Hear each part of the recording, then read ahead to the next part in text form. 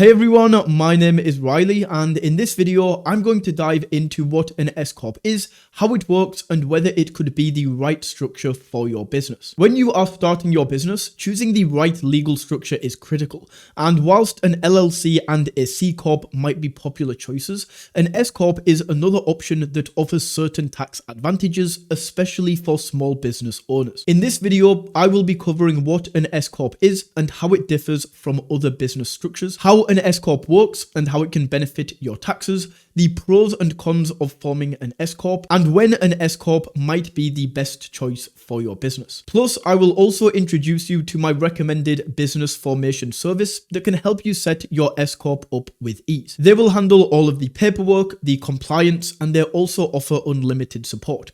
As always, if you do decide to use my recommended service, I may earn a small commission at no extra cost to you. I have thoroughly researched my options and I trust this service to provide top-notch support. Now, jumping right in, what actually is an S-Corp? So an S-Corp or an S-Corporation is a special type of corporation that has elected to be taxed under Subchapter S of the Internal Revenue Code. This structure allows your business to avoid double taxation, which I'll touch a little bit more on later, and it allows you to pass income directly to its shareholders. An S-Corp is essentially a tax designation. It's not actually a business structure itself. It starts out as a regular C-Corp or LLC, but once it meets specific criteria, it can then elect an S-Corp status with the IRS. In terms of what this criteria is and how you can qualify for S-Corp status, there are several criteria outlined by the IRS that you must meet. The first is the entity type, because the business must be formed as a C-Corp or an LLC. You can't directly form an S-Corp because, as I mentioned, it is a tax designation that you apply for after forming one of these other entities. The second criteria is shareholder limits, so the business must have 100 or fewer shareholders, and these shareholders can be individuals, certain trusts, and estates, but corporations and partnerships cannot be shareholders. The third requirement is that all shareholders must be US citizens or resident aliens, and non-resident aliens are not allowed to be shareholders in an S-Corp. The fourth criteria is that the company must only have one class of stock. So this means all shares must have the same rights to distributions and liquidation proceeds, though differences in voting rights are allowed. There are also certain types of businesses that are not eligible for S-Corp status,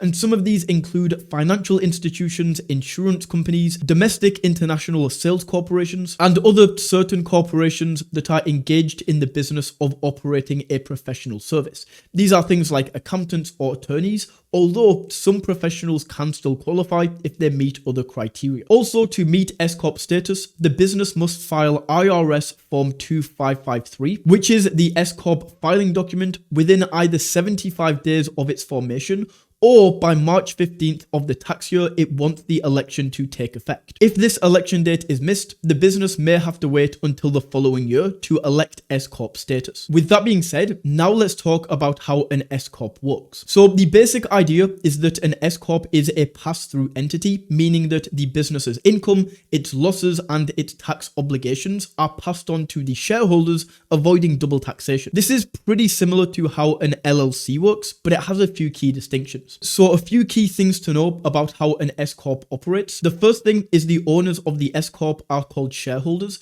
and the business can have up to 100 shareholders. But as I mentioned earlier, they must be US citizens or residents. If you are a shareholder and you also work for the company, you must pay yourself a reasonable salary for the work that you do.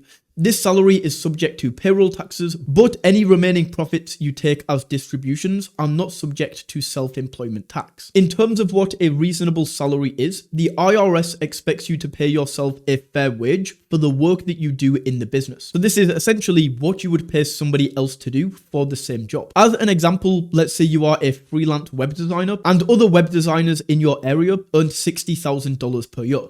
You can't just go ahead and pay yourself $10,000 and then take the rest as profit distributions to avoid payroll taxes, because if the IRS audits you and they find your salary unreasonably low, you could face back taxes and penalties. Let's now talk about the pros and cons of having an S-Corp, starting out with the pros. One of the biggest advantages of the S-Corp is, of course, the potential tax savings.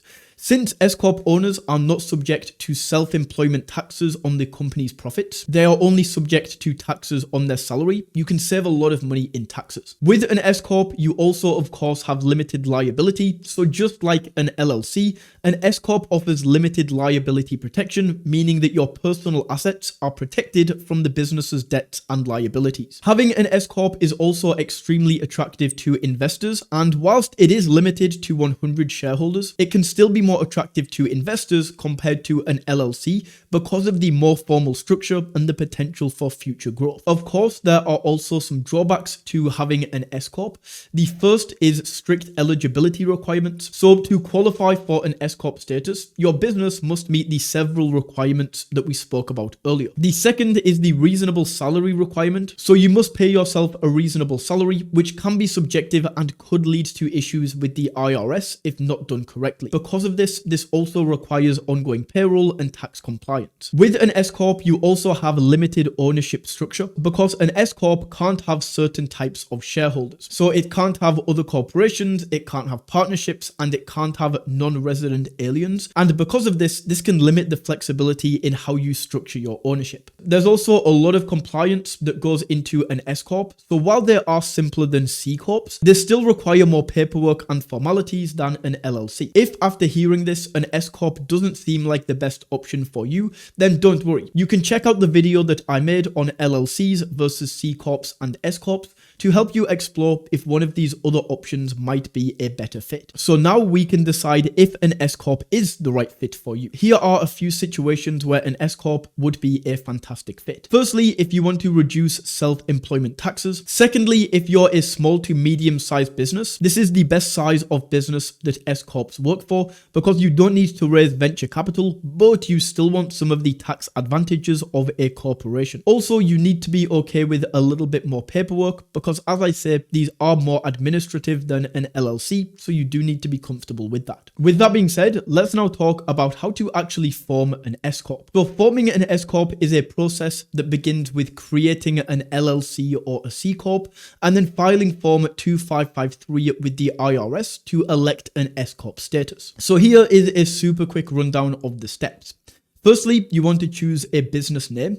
Secondly, you then want to form an LLC or a C-Corp. Step number 3 is filing Form 2553 with the IRS. You then want to, of course, pay yourself a reasonable salary and file annual tax returns and maintain compliance. So there are a lot of steps that go into this, and to actually set this up, I recommend using my trusted LLC and corporation formation service, which is Bizee. The reason for this is that Bizee takes care of everything for you, including the filing, the compliance, offering you a free registered agent service, and also offering unlimited phone and email support. So later down the line, if you have any legal or tax questions, you can just give them a call. So if you're ready to make this official and you are ready to form your S-Corp, let's jump into my computer and I will show you how to do this with Bizee. To get started with Bizee, you can click on the top link in the description of this video and it's going to take you over to this screen. So to get started with filing our S-Corp, all we are going to do is click on this button right here. And then in this area, we first of all want to select the entity type, which is going to be S-Corp. And then we can go ahead and select the state that we want to form this S-Corp in. As I mentioned earlier with the S-Corp, you do need to set up either an LLC or a C corporation first, but Bizee will handle all of this for you. They will set that up and they will turn you into a C Corp. So in here, I'm just going to go ahead and select my state. Let's go for New York. And in here, we can see the Bizee pricing packages. So this big number at the top is the pricing packages for Bizee service. And this number underneath is the state fee that you have to pay to the state. So this number is going to change depending on the state you are in. If we go to like Ohio, you can see this is going to change. South Dakota, this is going to change again. From these packages, I recommend going with the standard package because this gives you everything that you need from Bizee. With this package, they are going to prepare and file the articles of organization. You get the free registered agent for the first year. They will also set up and create your EIN business tax number. Now, this business tax number is required to open your business bank account and pay your taxes. So very important that we get this set up. Also, with this standard plan, we get access to lifetime compliance alerts to make sure you are fully compliant. and also the unlimited phone and email support. So with this, if you have any legal or tax questions, you can just give them a call. So once we have selected the standard plan right here, we can click on get started. And then in here, we just enter in our chosen name for this C-Corp for our company. We can then choose the designator or how we want this to show up legally. And right here, we can see this is available. So once we have selected the name, we just click on next. And then in here, we can choose if we want this expedited filing time for an extra $50. So if we don't go with this, it's going to take 3 weeks for them to set up and form the company. If we do want to go with this, we can get this in 1 day. So it just depends how quickly you want the company to be set up. So once this is selected, we can click on next. It's then going to ask us for some information, so just enter in your information as the person who is forming this company. On this next screen, we can then choose if we want to use our own address or if we want to use Bizee's virtual mail service. Essentially, the way that this works and the reason that they offer this is because if we use our own address, your address will be listed publicly. So if you want more privacy and you want your address not to be listed publicly, you can use Bizee's address right here, and this is what is going to show up.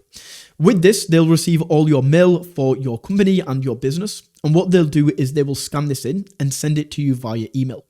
So this is a fantastic value at $29 per month. You can choose if you want to use this. And then down here, we can go ahead and enter in your contact address. From here, Bizee will then offer us this upsell, the premium service package. And with this, we get a 25 contract library and a business phone number. This is really not necessary. This is just if you want to get these, you can. But for now, I'm just going to say no thanks. In here, we can now set up the directors and members of this company. So we can select how many directors are going to be involved. In this example, I'm just going to go with 1. We can then autofill this information, and then we can go down and we can select the officer information and who is going to stand in each of these positions. Once we have done this, we can click on next right here. And this is where we can choose how many shares we want to authorize, as well as how much each share is worth. So for this, I'm just going to say myself as the shareholder, just like that. And then I'm going to go down and issue myself all 1,500 shares. And we can go ahead and save this. From here, Bizee will then offer us this registered agent. So a registered agent is the person who is responsible for receiving the legal documents for your business. With this, it's just one less thing to worry about having Bizee to stand at this. So I highly recommend taking them as your registered agent. So we can click on next. Right here, this is now where we are going to apply for our EIN, our employee identification number. And this is essentially like the social security number for your business. So in here, we can just autofill this, and then we can choose what we want to use to obtain the EIN. I highly recommend going with a social security number because with an ITIN, this takes up to 12 weeks to obtain. So we want to go for the social security number. And then once this is entered, we can just fill this information and go next. Bizee are then going to ask if you want to use their partners for your business banking. Once again, this is not necessary. You don't need to do this, but it does make things a little bit easier to have everything in one place. But for now, I'm just going to say, ask me later. We then get offered this free tax consultation call. There is no strings attached with this, so you may as well take this. So we are going to select I would like to receive. And then from here, we have an order summary. So just go through and make sure that all of this information is correct and is filled out accurately. And then we can go down, click on next. And the final step in here is just to enter the card details that you would like to use in order to form your business with Bizee. Once that is entered, we can click on agree and pay. And that is an S-Corp explained, as well as how you can set up your S-Corp with Bizee.